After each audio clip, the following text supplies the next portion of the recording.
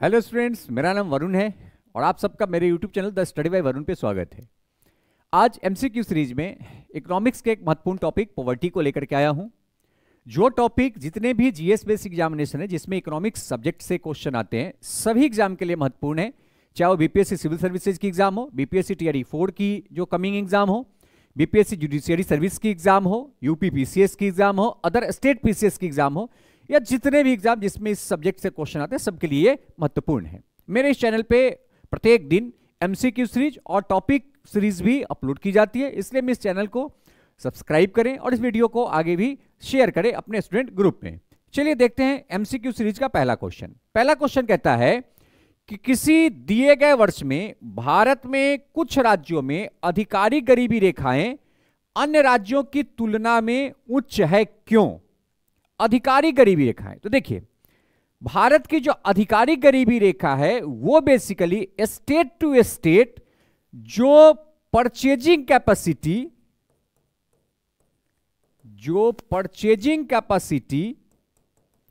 है, अर्थात ये भी कह सकते हैं कि एक राज्य से दूसरे राज्य में जो वस्तुओं और सेवाओं को खरीदने के लिए जो भुगतान किया जाता है, इसके आधार पर अधिकारी गरीबी रेखाएं या अधिकारी गरीबी का निर्धारण किया जाता है। अर्थात हम साफ साफ कह सकते हैं कि जिस राज्य की जो पे कैपेसिटी अगर लो है, अर्थात वहां पर जो रेट ऑफ पॉवर्टी है वो हाई होगा, और जिस राज्य की पे कैपेसिटी हाई होगी वहां पर जो रेट ऑफ पॉवर्टी है, वो क्या होगी? लो होगी। अर्थात ये सारा का सारा जो खेल है आधिकारिक रूप से गरीबी आकलन का, ये निर्भर करता है कीमत के ऊपर कि कहां पे कितना कीमत है, कहां पे कितना कीमत कम है। अर्थात आधिकारिक रूप से जो गरीबी निर्धारण की जाती है वो एक राज्य से दूसरे राज्य में जो कीमत का अलग अलग स्तर है उससे निर्धारित किया जाता है। तो इसका सही आंसर भी होगा कि कीमत स्तर अलग अलग राज्यों में अलग अलग होती है, जिसके कारण गरीबी का जो दर है वो अलग अलग राज्य में अलग अलग होता है। अर्थात जहां पे डिमांड हाई होगा वहां पे प्राइस भी हाई होगी, जहां पे डिमांड लो होगा वहां पे प्राइस भी लो होगी। नेक्स्ट, अगला क्वेश्चन कहता है कि भारत में उच्च निर्धनता दर के प्रमुख कारण क्या है?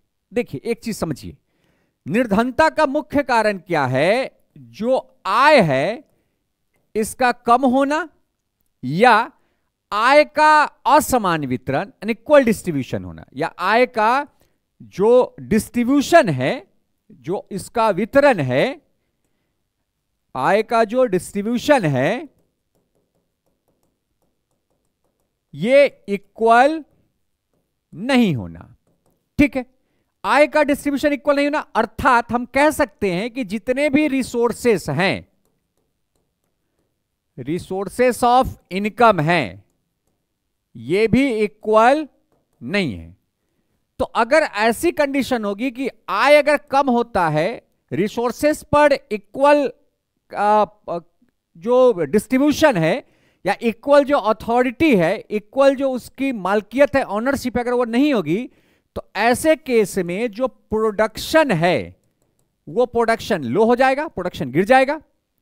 प्रोडक्शन अगर गिरेगी तो लोगों का आय कम होगा, और अगर लोगों का आय कम होगा तो लोगों के द्वारा उस राज्य में डिमांड भी कम किया जाएगा, और अगर डिमांड कम होगी तो 100% अन्य जो लोग हैं उनको इस केस में रोजगार कम मिलेगा, और रोजगार अगर कम मिलता है तो 100% जो गरीबी है, जो रेट ऑफ पॉवर्टी है, वो रेट ऑफ पॉवर्टी क्या होगा? वो रेट ऑफ पॉवर्टी हाई होगा। रेट ऑफ पॉवर्टी क्या होगी? हाई होगी। तो आप यहां पे देख सकते हैं कि पहला क्या है? उच्च जनसंख्या दर 100%। अगर रेट ऑफ पॉपुलेशन अगर हाई होगा, रेट ऑफ पॉपुलेशन ग्रोथ अगर हाई होगा तो लोगों का एक्सपेंडिचर हाई होगा और लोगों की जो सेविंग है ये सेविंग लो होगी, तो ऐसे केस में गरीबी बढ़ेगा ही बढ़ेगा। बेरोजगारी, भाई बेरोजगारी बढ़ेगी अर्थात लोगों का आय कम होगा, लोगों का आय कम होगा तो 100% वो अपने दिन प्रतिदिन की जरूरत की जो उनकी जो रिक्वायरमेंट है उसे पूरा नहीं कर पाएंगे, तो 100% गरीब होंगे, ये भी सही है। आय का असमान वितरण, मैंने पहले बोला कि अनइक्वल डिस्ट्रीब्यूशन ऑफ अगर इनकम होता है तो इसमें क्या होगा, कोई बहुत धनी है कोई बहुत गरीब है, जो अपने यहां होता ही है, अर्थात ऐसी स्थिति भी गरीबी निर्धारण के लिए उपयुक्त है। नेक्स्ट, भूमि संसाधनों की कमी, एकदम भूमि संसाधनों की कमी है, जिसके लिए आप देखेंगे कि जो जमींदारी प्रथा थी उसको खत्म किया गया, लैंड सीलिंग एक्टिविटी भी चलाई गई, जो लैंड डेवलपमेंट एक्टिविटी है उसको भी चलाया गया, लैंड रिफॉर्म की एक्टिविटी जो भूमि को सुधारने का प्रक्रिया वो भी चलाया गया, क्योंकि अगर भूमि का बंटवारा अगर इक्वल नहीं होगा तो भूमिहीन जो लोग हैं, जो ग्रामीण क्षेत्र में जो रोजगार प्राप्त करते हैं उसमें भूमिहीन लोगों की संख्या अधिक होगी, और भूमिहीन लोग अधिक होंगे तो उसमें दोनों होता है, एक तो उत्पादन कम होगा, अनाज का उत्पादन कम होगा, दूसरा गरीबी का दर बढ़ जाएगा, अर्थात ये भी इसके कारण है, तो इसका सही ऑप्शन क्या जाएगा 1, 2, 3 और 4। नेक्स्ट कहता है सेन सूचकांक का संबंध किससे। देखिए अमर्त्य सेन सब लोग जानते हैं कि वो इंडियन इकोनॉमिस्ट हैं, नोबेल प्राइज विजेता भी है अमर्त्य सेन, उनके द्वारा, अमर्त्य सेन के द्वारा गरीबी को निर्धारण करने के लिए एक सूचकांक दिया गया था जिसे सेन सूचकांक, अमर्त्य सेन सूचकांक के नाम से भी हम लोग जानते हैं। तो ये जो अमर्त्य सेन सूचकांक है जिसे हम सेन सूचकांक कहते हैं, इसका संबंध किससे है, गरीबी निर्धारण से है। और अमर्त्य सेन ऐसे भी सोशलिस्टिक इकोनॉमी है, वो समाजशास्त्री जो हमारा जो सोशल इकोनॉमी है, सोशल इकोनॉमी पे रिसर्च करने के लिए सबसे अधिक जाने जाते हैं। तो अमर्त्य सेन और महबूबुल हक जो पाकिस्तान के इकोनॉमिस्ट है, इनको जाना जाता है कि ये सोशल इकोनॉमी के लिए ये सबसे अधिक पॉपुलर पूरे विश्व में हैं, जिसमें ये खास करके बेरोजगारी और गरीबी, बेरोजगारी और गरीबी, बेरोजगारी और गरीबी के लिए, पॉवर्टी के लिए सबसे अधिक जाने जाते हैं। ठीक है, सॉरी, तो यहां पे निर्धनता भी दिया हुआ है ना, ओ, तो इसका मुख्य सही आंसर क्या होगा, इसका सही आंसर होगा गरीबी। क्या इसका सही आंसर होगा, गरीबी। नेक्स्ट, यहां दिया हुआ कि निर्धनता के आकलन के सरकारी विधि की सीमाओं के कारण अनेक विद्वानों ने वैकल्पिक विधियों का प्रयोग किया।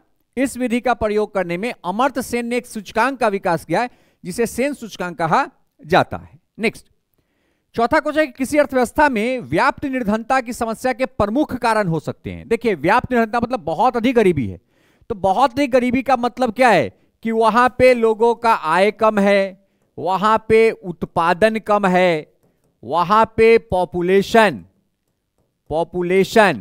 बहुत हाई है, वहां पर जितने भी संसाधन है उनका जो वितरण है वो असमान है। कैसा वितरण है, असमान वितरण है। वहां पे कैपिटल की अभाव है, कैपिटल का वहां पे क्या है, अभाव है, जिसके कारण उत्पादन प्रक्रिया नहीं हो रही है। ये सब जो प्रक्रिया है ये गरीबी के क्या है, निर्धनता की सबसे महत्वपूर्ण कारण है, जिसके कारण निर्धनता जन्म लेता है। जैसे यहां पर पहला है कि आधिकारिक संरचनाओं का 100%, भाई रोड नहीं होगा तो उत्पादन करके आप उस वस्तु को इजीली ट्रांजिट कैसे कर पाइएगा, रोड होना जरूरी है, बिजली व्यवस्था होना जरूरी है। तो आधारभूत जो संरचना है, जो बेसिक इंफ्रास्ट्रक्चर है वो बहुत अधिक जरूरी है। अगर बेसिक इंफ्रास्ट्रक्चर अच्छा नहीं होगा तो वहां पर रेट ऑफ पॉवर्टी को कम किया नहीं जा सकता है। जैसे अगर बिहार की बात करें, बिहार भारत के सबसे अधिक बाढ़ प्रभावित राज्यों में से एक है, सबसे अधिक बाढ़ प्रभावित राज्य है। उसमें भी जो उत्तर बिहार है सर्वाधिक बाढ़ प्रभावित क्षेत्र है। उत्तर बिहार में भी आप देख लीजिए, सीतामढ़ी का क्षेत्र है, आप कोसी बेल्ट का क्षेत्र देखिए, आप दरभंगा के बेल्ट का क्षेत्र, ये मुजफ्फरपुर का कुछ बेल्ट का एरिया है। वहां पर बेसिक इंफ्रास्ट्रक्चर जब तक नहीं था, रेट ऑफ पॉवर्टी सबसे हाई था। जैसे जैसे बेसिक इंफ्रास्ट्रक्चर का डेवलपमेंट होना शुरू हुआ, रेट ऑफ पॉवर्टी धीरे धीरे कम होना शुरू हो गया, लेकिन अभी भी वहां पे रेट ऑफ पॉवर्टी हाई है। अर्थात अगर आधारभूत संरचना का अभाव है तो हम गरीबी को कभी भी खत्म नहीं कर सकते, गरीबी की दर दिन प्रतिदिन क्या होगी, बढ़ेगी। दूसरा, मांग का अभाव 100%। भाई मांग का अभाव क्यों हो गया, क्योंकि बेसिक इंफ्रास्ट्रक्चर नहीं है तो आप प्रोडक्शन को बढ़ा नहीं सकते हैं, और प्रोडक्शन नहीं बढ़ेगी तो लोगों का जो आय है उसको बढ़ाना संभव नहीं है, ये पॉसिबल नहीं है। और लोगों का अगर आय नहीं बढ़ेगा तो लोग कभी भी मांग को बढ़ा नहीं सकते हैं, अर्थात मांग न बढ़ना भी हमारे अर्थव्यवस्था में निर्धनता की समस्या के प्रमुख कारण है। तीसरा, अधिक जनसंख्या। 100% अधिक जनसंख्या होने से क्या होगा भाई, जितनी अधिक जनसंख्या होगी मैन पावर उतना अधिक आएगा, और अगर मैन पावर उतना अधिक आ रहा है और अगर आपके पास पूंजी की पर्याप्त मात्रा में उपलब्धता नहीं है तो आप सभी मैन पावर को रोजगार नहीं दे पाएंगे, जिसके कारण क्या होगा, रोजगार नहीं दे पाएंगे तो लोगों का आय कम होगा, लेकिन मैन पावर अधिक है, जनसंख्या अधिक है तो लोगों का खर्च ज्यादा होगा, तो आय कम खर्च अधिक, तो रेट ऑफ पॉवर्टी तो बढ़ना लाजमी है, अर्थात ये भी इसका सही ऑप्शन है। निम्न पूंजी निर्माण 100%, जो लेस जो कैपिटल फॉर्मेशन है, पूंजी का निर्माण बहुत ही कम है। कम क्यों है, क्योंकि हम लोग प्रोडक्शन एक्टिविटी को उतने तेजी से बढ़ा नहीं रहे, जिसके कारण रेट ऑफ पॉवर्टी हाई है, क्योंकि जितना स्पीड से प्रोडक्शन एक्टिविटी बढ़ेगी उतना अधिक रोजगार मिलेगा, उतने अधिक लोगों की आय बढ़ेगी, और लोगों का जैसे ही आय बढ़ेगा गरीबी की दर, निर्धनता की दर कम हो जाएगी, अर्थात ये भी गरीबी को बढ़ाने के मुख्य कारण है, अर्थात इसका सही ऑप्शन कौन हो जाएगा, डी। नेक्स्ट, पांचवा कहता है कि निम्नलिखित कथन पे विचार कीजिए। पहला, ग्रामीण निर्धन भूमिहीन कृषि श्रमिक होते हैं 100%। खास करके देखिए सामान्यतः आप कह सकते हैं कि अधिकतम पूर्णता नहीं कह सकते हैं, क्योंकि कुछ लोग ऐसे भी होते हैं जो सीमांत कृषक हैं, जिनके पास भूमि का बहुत ही छोटा सा पार्ट है, बहुत छोटा भाग है, ये बेचारे भी किस में आते हैं, तो ये बेचारे भी निर्धन वर्ग में आते हैं, ये बेचारे भी निर्धन वर्ग में आते हैं, क्योंकि इनके पास भूमि इतनी कम है कि उससे ये अपना ठीक से भोजन यापन नहीं कर पाते हैं। कृषक हैं, भूमि है, लेकिन बहुत ही लेस क्वांटिटी में है, तो इनको भी रखा था। लेकिन सामान्यतः या अधिकतम जो है वो ग्रामीण क्षेत्र में गरीब वो हैं जो भूमिहीन किसान हैं, या वैसे किसान जो बटाई पर काश्तकारी के द्वारा रेंट पर जमीन लेकर के खेती करते हैं, उनको खास करके ग्रामीण क्षेत्र के निर्धन वर्ग में रखा गया है, क्योंकि उनकी आय ऑलरेडी कम होती है। दूसरा, तो यह भी सही है। दूसरा, शहरी निर्धन माइग्रेशन द्वारा विकसित होती है 100%। अगर आप माइग्रेट नहीं करेंगे, आप स्थानांतरित नहीं होंगे, क्योंकि देखिए सामान्यतः क्या होता है, अगर हम दिल्ली की बात करें, मेट्रो सिटी की बात करें, क्यों कहा जाता है कि यार बिहार के लोग भरे पड़े हैं, रिक्शा वाले बिहार के लोग, सब्जी वाले बिहार के लोग, फल वाले बिहार, भाई क्यों, क्योंकि ये लोग बिहार से माइग्रेट होकर के मेट्रोपॉलिटन सिटी में जाते हैं ताकि इन्हें वहां पर रोजगार मिल सके और ये अपना जीवन यापन, अपने परिवार का जीवन यापन कर सकें। अर्थात आप समझ सकते हैं कि वो लोग वैसे हैं जो बेचारे यहां तो गरीब हैं, माइग्रेट होकर के शहर में गए ताकि वो अपने घर परिवार को चला सके वहां पर काम करके। अर्थात ये एकदम सही है कि शहरी निर्धनता माइग्रेशन द्वारा विकसित होती है। अगर माइग्रेट होना कम हो जाएगा, निर्धनता की दर ऑटोमेटिक कम हो जाएगी, मेट्रोपॉलिटन सिटी की जो जनसंख्या वो धीरे धीरे कम होना शुरू हो जाएगा। अर्थात ये भी क्या है, सही है, तो इसका दोनों का दोनों ऑप्शन सही है। नेक्स्ट, अगला क्वेश्चन कहता है कि भारत में स्वतंत्रता से पहले निम्नलिखित में से किसने निर्धनता की अवधारणा पर विचार किया। देखिए राजेंद्र बाबू अंतिम क्षण में आए हैं, इनका प्रारंभ में कोई ऐसा था नहीं, न इकोनॉमिस्ट भी नहीं थे, ये तो सोशल एक्टिविस्ट थे। गोपाल कृष्ण गोखले, जीके गोखले को इससे कोई मतलब था नहीं। अमर्त्य सेन तो बाद में आए हैं। बच कौन गए, दादा भाई नौरोजी, ये पारसी समाज से आते थे, व्यापारी थे, लेकिन इनकी बहुत सारी ड्रेनिंग थ्योरी ऑफ वेल्थ, धन का बहिर्गमन सिद्धांत, जिसमें इन्होंने सबसे पहले जो जीडीपी है इसका इन्होंने कल्पना किया था, जीडीपी का कल्पना किया था। साथ में ये जेल में रहने वाले कैदियों के जो भोजन दिए जाते थे उसकी भी कल्पना, उसकी भी आकलन इन्होंने किया था और कहा था कि भाई यहां पे पर्याप्त मात्रा में भोजन लोगों को नहीं मिल रहा है। अर्थात आजादी से पहले गरीबी की जो कल्पना है या गरीबी का जो कंसेप्ट है वो देने वाले एक महान पुरुष थे Dadabhai Naoroji, grand old man of India के नाम से जाना जाता है। और ये जो है ये कांग्रेस के दूसरे अधिवेशन के अध्यक्ष थे और कांग्रेस के 3 बार अध्यक्ष बने थे। ठीक है, तो दादा भाई नौरोजी के द्वारा स्वतंत्रता से पहले निर्धनता की अवधारणा पर विचार किया गया था। इनकी एक थ्योरी थी draining theory of wealth, poverty and un-British rule in India में इसका जो जिक्र है वो भी किया गया है, जो दादा भाई नौरोजी के द्वारा लिखा गया था, poverty and un-British rule in India. Next, अगला क्वेश्चन है कि व्यक्तिगत गणना अनुपात विधि निम्नलिखित में से किससे संबंधित है? देखिए, हम जब पॉवर्टी की बात करते हैं तो पॉवर्टी में हम बात करते हैं बीपीएल की, बिलो पॉवर्टी लाइन, मतलब कह सकते हैं गरीबी रेखा के नीचे। हम कह सकते हैं कि गरीबी रेखा के नीचे, ठीक है। तो बिलो जो पॉवर्टी लाइन है, बिलो पॉवर्टी लाइन की जो गणना होती है वो बेसिकली व्यक्ति गणना अनुपात के आधार पर किया जाता है, और व्यक्ति गणना अनुपात के आधार पर ही गरीबी का अनुपात लगाया जाता है। क्यों? क्योंकि इस विधि के द्वारा जो बीपीएल है, बीपीएल के नीचे के जो भी फैमिली हैं उनका गणना किया जाता है कि उनकी अनुपात कुल जनसंख्या के अनुपात का कितना है, और उसी को हम कहते हैं व्यक्तिगत गणना अनुपात। नेक्स्ट, 8वां क्वेश्चन है कि भारत में निर्धनता रेखा का आकलन न्यूनतम कैलोरी उपभोग के आधार पर किया गया है। इस संबंध में निम्नलिखित कथनों पर विचार कीजिए। ठीक है, अब यहां पे कहता है कि कैलोरी, किसकी बात हो रही है? कैलोरी की बात हो रही है। कैलोरी का बात मतलब यहां पे बात हो रहा है भोजन का, कि आप कितना भोजन लेते हैं। भोजन के आधार पर गरीबी निर्धारण के लिए 2 कमिटी के द्वारा अपना रिपोर्ट दिया गया।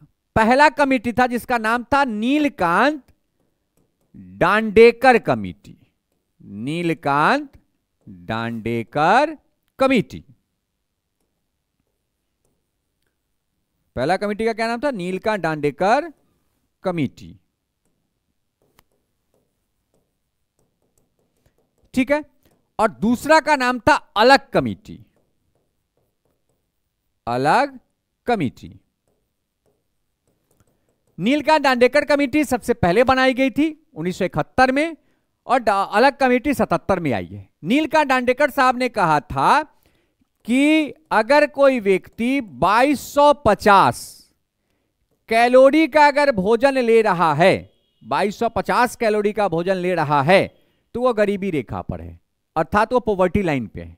उससे अगर कम का लेता है तो बीपीएल, बिलो पॉवर्टी लाइन, उससे अधिक का लेता है तो एपीएल, एबव पॉवर्टी लाइन। ये डांडेकर साहब का, नीलकांत डांडेकर साहब का ही कंसेप्ट था। दूसरा है वाई के अलग कमिटी।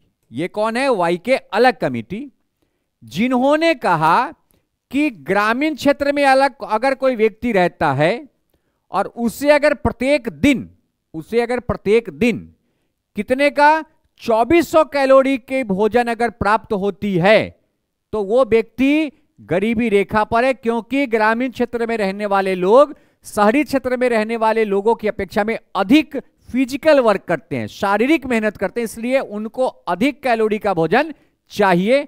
अगर इतना कैलोरी 2400 कैलोरी का भोजन ग्रामीण क्षेत्र में रहने वाले किसी व्यक्ति को प्रतिदिन मिलता है तो उस व्यक्ति को हम पॉवर्टी लाइन पर रखेंगे।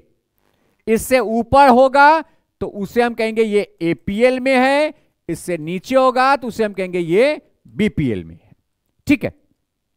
दूसरा ने कहा कि शहरी क्षेत्र में लोगों को क्या चाहिए? भोजन कम कैलोरी का मिलेगा तो चलेगा, क्योंकि वो शारीरिक मेहनत कम करते हैं। सामान्यतः हम देखते हैं कि भाई शहर में ऑफिस है, वहां पे लोग एसी में रहते हैं, फैन में रहते हैं, घर के अंदर रहते हैं, बहुत हार्डवर्क नहीं है। लेकिन ग्रामीण क्षेत्र में लोग खेतों में काम करते हैं, धूप रहता है, ठंड में काम करते हैं, उन्हें अधिक कैलोरी का फूड चाहिए। जिसके लिए उन्होंने कहा कि शहरी क्षेत्र में अगर किसी व्यक्ति को 2100 कैलोरी का अगर भोजन मिलता है प्रतिदिन तो वो व्यक्ति पॉवर्टी लाइन पर है। इस 2100 कैलोरी से अगर ऊपर मिलता है तो वो व्यक्ति हो जाएगा एपीएल में, और 2100 कैलोरी से अगर नीचे मिलता है तो वो व्यक्ति हो जाएगा बीपीएल में। तो ये दोनों का दोनों जो कंसेप्ट है ये वाई के अलग समिति के द्वारा दिया गया था, जिस समिति के रिपोर्ट को बहुत दिनों तक नीति आयोग के द्वारा, बहुत दिनों तक योजना आयोग के द्वारा गरीबी निर्धारण या गरीबी को खत्म करने के लिए जो प्लानिंग की जाती थी उसमें इनके रिपोर्ट को फॉलो किया जाता था। तो याद रखिएगा, नीलकांत डांडेकर समिति ने औसत दिया था 2250, आप जोड़ लीजिए ना यहां पे 2400 कैलोरी प्लस 2100 कैलोरी, 2100 कैलोरी, ये इसका औसत निकाल लीजिए तो डिवाइडेड बाय 2 कीजिएगा तो ये आ जाएगा 2250 कैलोरी। तो औसत डेटा कौन दिया था? नील का डांडेकर समिति। और 2400 और 2100 का डेटा कौन दिया था? वाई के अलग समिति। और वाई के अलग समिति के द्वारा ये डेटा 1979 में दी गई थी, जो कि वाई के अलग समिति 1977 में बनाया गया था, जो पिछले वाले स्लाइड में इसका डिटेल भी है कि न्यूनतम कैलोरी के आधार पर भारत में गरीबी रेखा का आकलन वाई के अलग समिति की रिपोर्ट के आधार पर की गई थी। समिति का गठन 1977 में योजना आयोग द्वारा किया गया था और इसने 1979 में अपनी रिपोर्ट सरकार को सबमिट किया है। नेक्स्ट, अगला क्वेश्चन है कि भारतीय निर्धनता के संदर्भ में निम्नलिखित कथनों पर विचार कीजिए। पहला कहता है कि इसके आधिकारिक आंकड़े नीति आयोग उपलब्ध कराता है। हाँ, फ्रॉम 2015। वही अगर कह जाए कि बिफोर 2015 तो ये आंकड़ा प्लानिंग कमिटी के द्वारा ये आंकड़ा उपलब्ध कराया जाता था। तो अर्थात ये पहला ऑप्शन सही है। दूसरा, एनएसएसओ जिसका फुल फॉर्म होता है नेशनल सैंपल सर्वे ऑफिस। इसका फुल फॉर्म क्या है? National sample survey office. ठीक है। जिस एनएसएसओ को 2019 में एनएसएसओ प्लस सीएसओ को मिला करके एक संगठन बनाया गया एनएसओ, नेशनल स्टैटिस्टिकल ऑफिस। तो अब ये इसका जो फॉर्म है वो नेशनल स्टैटिस्टिकल ऑफिस में आ गया है। पहले एनएसओ और सीएसओ का फुल होता है सेंट्रल स्टैटिस्टिकल ऑफिस। तो एनएसओ और सीएसओ को मिला करके क्या बना दिया गया? एनएसओ बना दिया गया। लेकिन गरीबी संबंधी जो डेटा है वो एनएसएसओ के द्वारा ही आकलित किया जाता है। अर्थात इसका सही ऑप्शन क्या है? 2 है। नेक्स्ट, कहते हैं प्रत्यक्ष निर्धनता निवारण कार्यक्रम का लाभ प्रायः किस वर्ग को मिलता है? प्रत्यक्ष निर्धनता निवारण का मतलब है जो डायरेक्ट जो पॉवर्टी इरेडिकेशन होता है, जिसमें जो प्रत्यक्ष रूप से निर्धनता को कम करने के लिए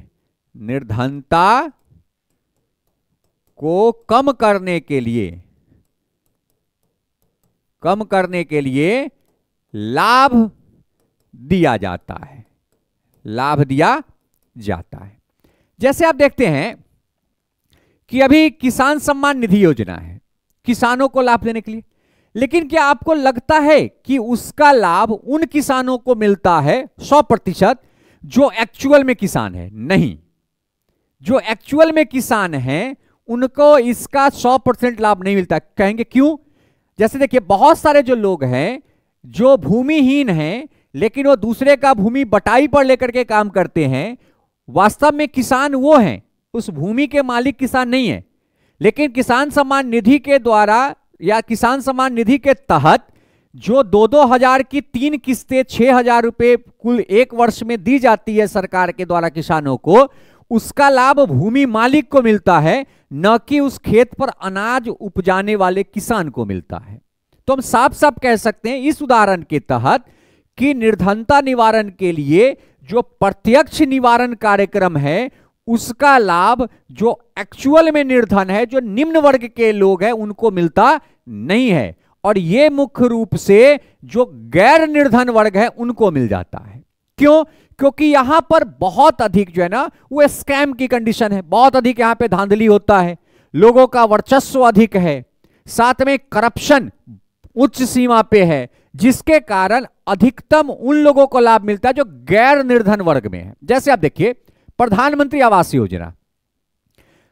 योजना का साफ साफ कंसेप्ट है कि वैसे महिलाओं के नाम से आवास अलॉट करवाना जिनके पास आवास नहीं है, लेकिन यहां पे करप्शन के कारण उन लोगों को भी आवास का लाभ अधिक मिलता है जिनके पास ऑलरेडी पहले से आवास हैं, और जो जिनके पास आवास नहीं है, जो घर नहीं है, जिनके पास पक्की मकान नहीं है, उनको इसका लाभ बहुत ही कम मात्रा में मिलता है, जिसका मुख्य कारण है धांधली, जो बड़े मजबूत पक्ष के लोग हैं उनका पकड़, या आप कह सकते हैं कि जो करप्शन का स्तर बहुत उच्च है, उसके कारण भी जो निर्धन वर्ग है, निम्न वर्ग है, महिला वर्ग है, उनको मिलता नहीं है। तो साफ साफ है कि प्रत्यक्ष निर्धन निवारण कार्यक्रम का जो है प्रायः लाभ किस वर्ग को मिल जाता है? गैर निर्धन वर्ग को मिलता है। जिसका मुख्य कारण क्या है? तो मुख्य कारण है भ्रष्टाचार, स्थानीय सशक्त वर्गों का दबाव, संसाधनों का दुरुपयोग।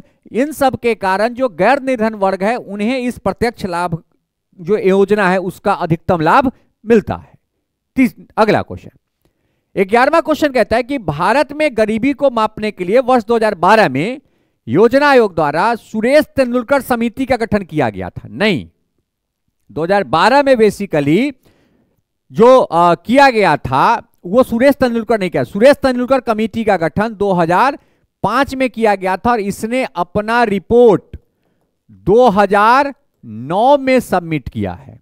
कब किया है? 2009 में इसने अपना रिपोर्ट सबमिट किया है, जिस रिपोर्ट के तहत जो तेंदुलकर कमेटी है, तेंदुलकर कमेटी है, इसके तहत कहा गया कि रूरल एरिया में अगर कोई व्यक्ति प्रति माह 816 रुपए कमाता है उपभोग व्यय के लिए, और अर्बन एरिया में अगर कोई व्यक्ति प्रति माह उपभोग के लिए 1000 रुपए कमाता है, तो ऐसे कंडीशन में वो व्यक्ति पॉवर्टी लाइन पर होगा। किस पर होगा? गरीबी रेखा पर होगा। ठीक है। अब कहता है कि भाई 2012 में आया कौन कमेटी? 2012 में रंगराजन कमेटी आया था। रंगराजन कमेटी आया था। सी रंगराजन कमेटी का गठन 2012 में किया गया था, जिसने 2014 में अपना रिपोर्ट दिया है। और रंगराजन कमेटी के अकॉर्डिंग इन्होंने भी जितने भी एरिया से 2 पार्ट में बांटा, रूरल और अर्बन। इन्होंने कहा कि अगर रूरल एरिया में किसी व्यक्ति का 972 रुपए अगर आय है प्रति माह उपभोग व्यय के लिए, तो गरीबी रेखा पर है। और अर्बन एरिया में अगर किसी व्यक्ति का मंथली आय 1407 रुपया है उपभोग व्यय के लिए, तो गरीबी रेखा पर है। अर्थात इसके अकॉर्डिंग पहला ऑप्शन गलत है कि 2012 में तेंदुलकर कमेटी नहीं आया था। 2012 में सी रंगराजन कमेटी आई थी, जिसकी रिपोर्ट है। तेंदुलकर कमेटी का रिपोर्ट मैंने आपको बताया है। अगला है कि सुरेश तेंदुलकर समिति द्वारा प्रति व्यक्ति प्रतिदिन खर्च ग्रामीण क्षेत्रों में 27 रुपए, एकदम सही है, 27 रुपया, लगभग वही 810-816 रुपए के आसपास होता है। और शहरी क्षेत्र में 33 रुपया लगभग काउंट कीजिएगा तो 1000 के आसपास ये होता है। 33 रुपया को गरीबी रेखा पर माना गया था। ये 100% सही, अर्थात इसका सही ऑप्शन क्या हो जाएगा? सही ऑप्शन हो जाएगा 2। इसका जो डिटेल वीडियो है वो बहुत जल्दी मैं अपलोड करूंगा, जिस वीडियो में वाई के अलग समिति, नीलका डांडेकर समिति, केलकर समिति, इसके बाद सी रंगराजन समिति, तेंदुलकर समिति, इनकी जितनी भी रिपोर्ट है उस रिपोर्ट को भी मैं उसमें मेंशन करूंगा, इसलिए उस वीडियो को देखना नहीं भूलिएगा। जब भी वो वीडियो आएगी हमारे चैनल पे उसे सब्सक्राइब और बेल आइकन दबा कर रखें, ताकि वो आसानी से आपको उसका नोटिफिकेशन मिल जाए। और जो थोड़ा बहुत डाउट आपका ये एमसीक्यू सीरीज में रह गया है वो उस डिटेल वीडियो से आपका खत्म हो जाएगा। नेक्स्ट, अगला क्वेश्चन है 12वां कि इनमें से किसने गरीबी निवारण के प्रभावपूर्ण अस्त्र के रूप में स्वयं सहायता समूह के विचार को दिया था? देखिए, स्वयं सहायता समूह जो एक प्रकार का एनजीओ वर्क करता है, जो नॉन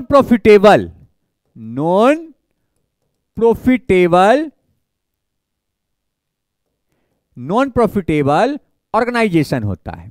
और इसका जो बेसिकली इसका जो कंसेप्ट दिया गया था वो एक बांग्लादेश के इकोनॉमिस्ट है जिनका नाम है मोहम्मद यूनिस।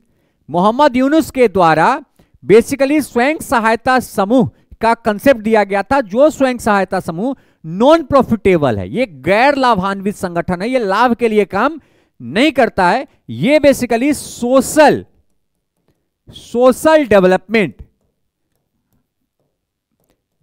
डेवलपमेंट और मानवीय कल्याण के लिए कार्य करता है, जिसका कंसेप्ट मोहम्मद यूनुस दिया था। जो कहां से हैं? तो ये बेसिकली बांग्लादेश से हैं। कहां से हैं? ये बांग्लादेश से हैं। बांग्लादेश में मोहम्मद यूनुस के द्वारा ग्रामीण बैंक स्थापित किया गया था, जिससे ग्रामीण क्षेत्र में रेट ऑफ पॉवर्टी को कम करने में बहुत अधिक सहूलियत मिली थी। इसलिए यह बांग्लादेश के बहुत ही पॉपुलर इकोनॉमिस्ट में काउंट किए जाते हैं।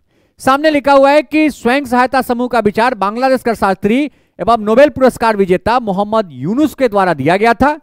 मोहम्मद यूनुस के मुताबिक सोशल बिजनेस को एक गैर लाभान्वित कंपनी के रूप में परिभाषित किया जा सकता है जो एक सामाजिक समस्या को हल करने के लिए बनाई गई हो, अर्थात वो नॉन प्रॉफिटेबल ऑर्गेनाइजेशन होगा जो सोशल डेवलपमेंट के लिए काम करेगा।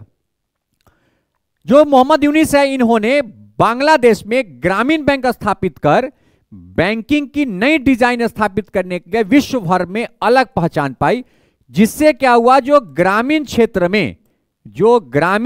में जो रेट ऑफ पॉवर्टी था, गरीबी का दर था, उसे कम करने में बहुत अधिक सहायता मिली है। इसलिए इनको बहुत अधिक तवज्जो पूरे विश्व में दिया जाता है।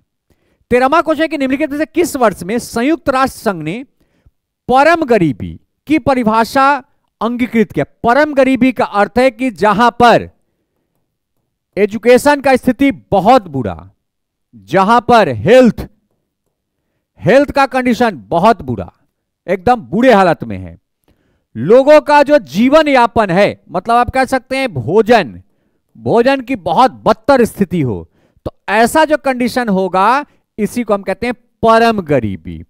परम गरीबी का मतलब है कि रेट ऑफ पॉवर्टी एक्सट्रीम पे चला गया हो। और इस परम गरीबी का जो डेफिनेशन है वो संयुक्त राष्ट्र संघ के द्वारा, यूनाइटेड नेशन के द्वारा 1995 में परिभाषित किया गया था। तो इनके अकॉर्डिंग परम गरीबी किसको कहते हैं? तो परम गरीबी का वो कंडीशन है जब शिक्षा की स्थिति खराब हो, भोजन का स्थिति खराब हो, पेयजल की व्यवस्था अच्छी नहीं हो, स्वास्थ्य सुविधा का व्यवस्था अच्छा नहीं हो, अर्थात इन सब से मानवीय आवश्यकताओं तक पहुंच नहीं बन रही है, तो हम कहेंगे कि यह स्थिति परम गरीबी का, अर्थात मतलब लोग एकदम व्याकुल हैं भौतिक संसाधन के लिए, शारीरिक जो व्यवस्थाएं हैं, उनकी जो मूलभूत साधन है उसके लिए वो व्याकुल हैं, लेकिन उनके पास वो पहुंच नहीं पा रहा है। तो ऐसे कंडीशन को हम क्या कहेंगे? ऐसे को कंडीशन को हम परम गरीबी का संज्ञा किसके द्वारा? यूएनओ को द्वारा, यूनाइटेड नेशन के द्वारा दिया गया है। और कब दिया गया? 1995 में। अगला क्वेश्चन देखते हैं, सेकंड लास्ट, कि निम्नलिखित समिति में से किसने मात्र पोषक तत्वों की आवश्यकता के आधार पर गरीबी रेखा का निर्धारण किया? तो मैंने आपको बताया है कि जो अलग समिति था जो 1977 में बना, और एक नीलकांत डांडेकर समिति था, इस समिति ने भी बेसिकली कैलोरी फूड का उपयोग किया था गरीबी के जो दर हैं या गरीबी का जो सीमा रेखा उसको निर्धारित करने के लिए। तो यहां पे नीलकांत डांडेकर समिति है नहीं, तो यहां पे कौन हो जाएगा? अलग समिति हो जाएगा, जिसके द्वारा क्या कहा गया था कि बेसिकली जो रूरल एरिया है वहां पर 2400 कैलोरी का भोजन प्रतिदिन प्रति व्यक्ति को मिलना चाहिए, तो गरीबी रेखा पर होगा। और अर्बन एरिया में 2100 कैलोरी का भोजन, किस एरिया में? अर्बन एरिया में अगर 2100 कैलोरी का भोजन किसी व्यक्ति को मिलता है तो वो गरीबी रेखा पर होगा। उससे कम मिलेगा तो बीपीएल, उससे अधिक मिलेगा तो एपीएल। तो बेसिकली ये जो पोषण के आधार पर जो गरीबी की रेखा जो निर्धारित की गई थी वो किस समिति के द्वारा? अलग समिति के द्वारा। जो बनाया कब गया? 1977 में। इसने रिपोर्ट अपना कब दिया था? 1979 में। नेक्स्ट लास्ट क्वेश्चन है कि भारत में नगरीय क्षेत्र में बीपीएल परिवारों की पहचान के लिए निम्नलिखित में से कौन सी समिति बनाई गई थी? देखिए, बीपीएल के लिए बेसिकली जो समिति बना था उसका नाम था हाशिम समिति। क्या नाम था इसका? हाशिम समिति, जिसके द्वारा यह किया गया था। हाँ, क्या नाम था इसका? हाशिम समिति। जिस हाशिम समिति ने अर्बन एरिया में बिलो पॉवर्टी लाइन कैसे फाइंड आउट किया जाए इसके लिए सजेशन दिया था। जो यहां पे कौन सा ऑप्शन इसका सही है? तो इसका सही है हाशिम समिति, ऑप्शन डी। थोड़ा सा इसका डिस्क्रिप्शन देख लेते हैं। कहते हैं भारत में नगरीय क्षेत्र में बीपीएल परिवार के पहचान के लिए हाशिम समिति का गठन प्रोफेसर एस.आर. हाशिम की अध्यक्षता में किया गया था। इस समिति ने अपने रिपोर्ट में शहरों में गरीबी रेखा के नीचे रहने वाले परिवारों की पहचान करने के लिए 3 चरण की पहचान की प्रक्रिया किया था। कौन कौन सा चरण था? आप पहला देख लीजिए। पहला था आवास। पहला क्या था? आवास।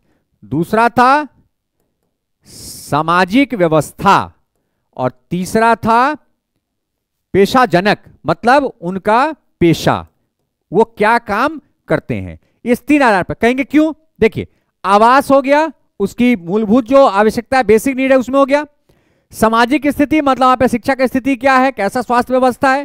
पेशा, पेशा मतलब रिलेटेड टू इनकम, उसका जो इनकम का स्रोत है वो इनकम का स्रोत क्या है। इस आधार पर उन्होंने ग्रामीण क्षेत्र में नहीं, शहरी क्षेत्र में बीपीएल को निर्धारित करने का काम किया था, जिस कमेटी का नाम क्या है, जिस कमेटी का नाम है हाशिम समिति। जिसके अध्यक्ष कौन थे? जिसका अध्यक्ष का नाम है एस.आर. हाशिम। तो ये 15 क्वेश्चन पॉवर्टी से मैं लेकर के आया था इस एमसीक्यू सीरीज में, जो फ्रेश क्वेश्चन था, क्योंकि मैं हर बार बोलता हूं भाई कि अब पीवाईक्यू जो महामैराथन देख रहे हो वो वेस्टलेस है, यूजलेस है, उसकी कोई जरूरत नहीं है, क्योंकि अब एग्जामिनेशन का पैटर्न चेंज हो चुका है। एग्जामिनेशन में फ्रेश क्वेश्चन पूछे जाते हैं, पीवाईक्यू का कॉन्सेप्ट अब नहीं है। इसलिए मेरा जितना भी एमसीक्यू सीरीज आता है उसमें मैक्सिमम हम फ्रेश क्वेश्चन को लेकर के आते हैं। तो ये वीडियो अगर हमारा अच्छा लगा हो तो हमारे channel the study bye Varun को सब्सक्राइब करें, हमारे वीडियो को शेयर करें। Thank you.